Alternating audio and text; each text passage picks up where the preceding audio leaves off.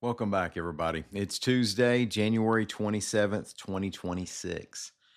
Born on this date in 1849, lawyer and politician Albert Patterson of New Site.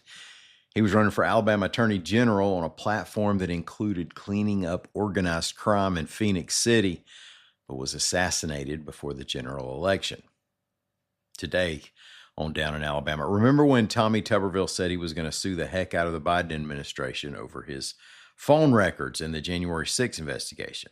Well, a lot has happened regarding the law that would have allowed him to do that. Should he have chosen to proceed? We'll catch up on all of it. Also, things have gotten so bad in Lipscomb that volunteers are working the sanitation route. We'll also touch on a preemptive warning from law enforcement in Panama City Beach. That's an Alabama story to me because of unfortunate ties we have to past criminal events there. Oh, and a music venue location that you wouldn't necessarily think of has been pulling in some pretty heavy names. My name's Ike Morgan, and we're down in Alabama.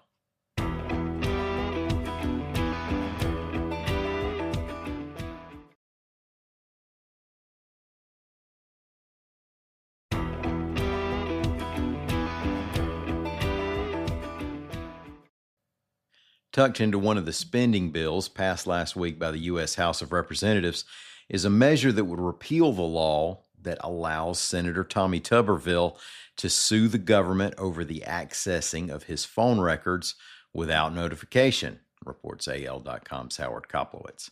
Now, this is the issue that began during an investigation into the January 6, 2020 violence at the U.S. Capitol over whether President Trump instigated the incident in order to try to remain in office despite losing the election. Investigators seized information during that investigation from the phones of Tuberville and several other Republican senators without notifying those lawmakers. The Senate then placed a provision into November's spending package. Remember, that's the one that put the government back online after the shutdown, and the provision opened the door to lawsuits over the investigators' actions. Shortly after it passed, Tuberville said that if former special counsel Jack Smith wasn't disbarred and thrown in jail, and a judge who signed an order keeping the investigators' action under wraps isn't impeached, he would, quote, sue the living Hell, he didn't spell it out of every Biden official involved, end quote. Now, apparently, sometime over the next week, Tuberville either cooled off or realized that suing every Biden official meant suing the government. So he told Newsmax that he doesn't want to leave taxpayers on the hook and that he doesn't even support the provision that allowed it. Now, the House of Representatives certainly didn't support it. The Senate snuck it into the shutdown ending legislation, and if it weren't for the pressure to get that passed, it might have been DOA in the House. Georgia Republican Congressman Austin Scott called the provision, quote, probably the most self-centered, self-serving piece of language that I have ever seen.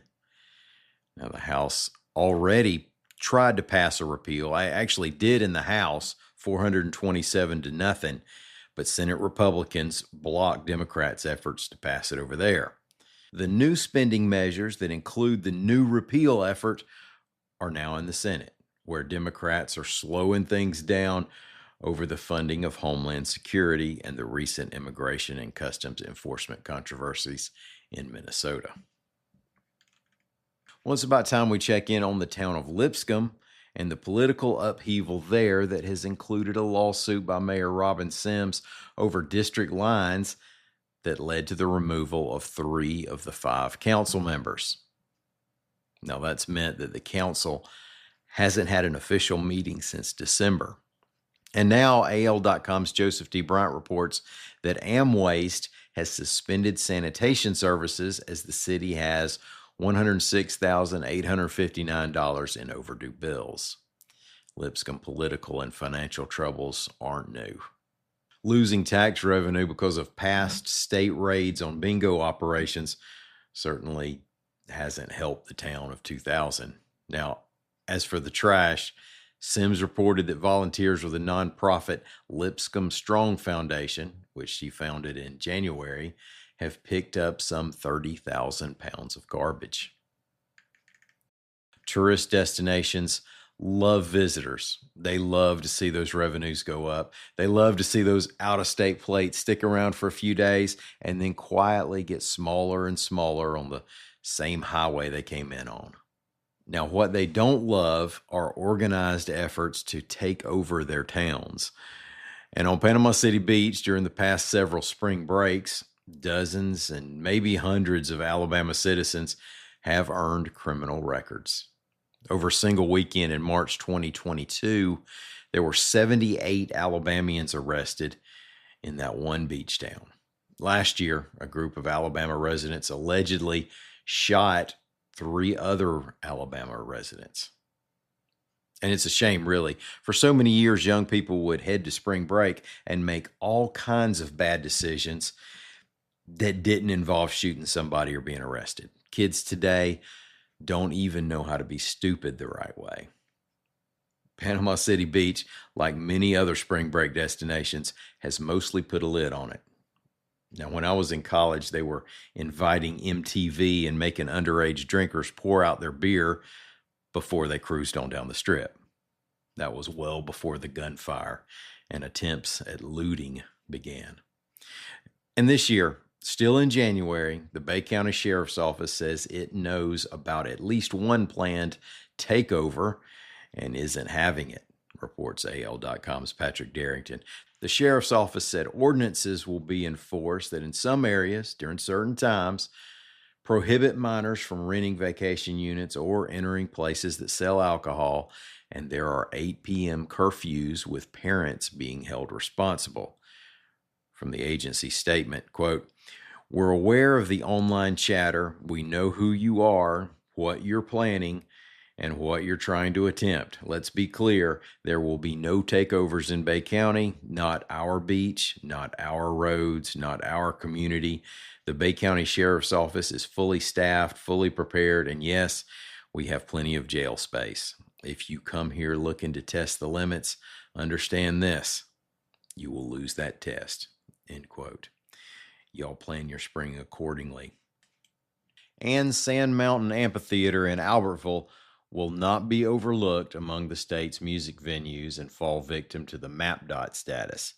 Albertville's population is only around 22,000, and it's about an hour from Huntsville and a little more than that from Birmingham. Gadsden is a half hour away. But since opening in 2020, the 6,500 capacity amphitheater has hosted acts such as Ludacris, Cheap Trick, Martina McBride, Skid Row, Nelly, Gin Blossoms, Jamie Johnson, 311, Dashboard Confessional, Counting Crows, Boz Scaggs, and Blackberry Smoke.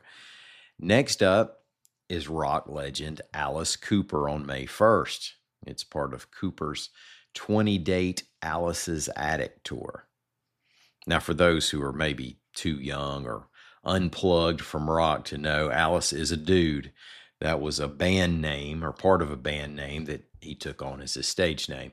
He's a spooky-themed shock rocker who says that when he met Elvis Presley, the king asked him, "You're the cat with the snake, right?"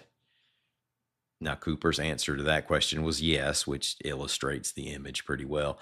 Cooper definitely has the behind-the-music style checkered history of a rock star, and his haunted house-themed persona and act once was controversial in the South and was in the middle of the so-called satanic panic of the 70s and 80s. But Cooper, at age 77, is an enigma. He's a born-again Christian who's obsessed with golf and leads the occasional Bible study during the day before putting on the shock rock makeup and belting out tongue-in-cheek songs such as "Welcome to My Nightmare," another about a masochistic relationship called "Poison," and "School's Out," which describes a schoolboy's daydream of an early summer vacation because of a destroyed schoolhouse.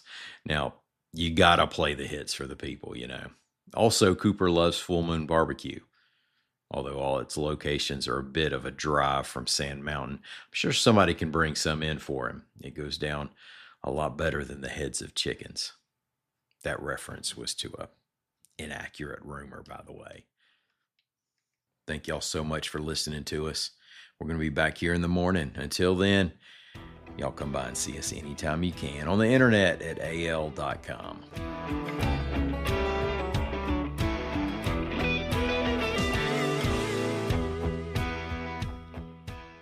If you're a landlord, you know managing rentals on pen and paper can be a major headache.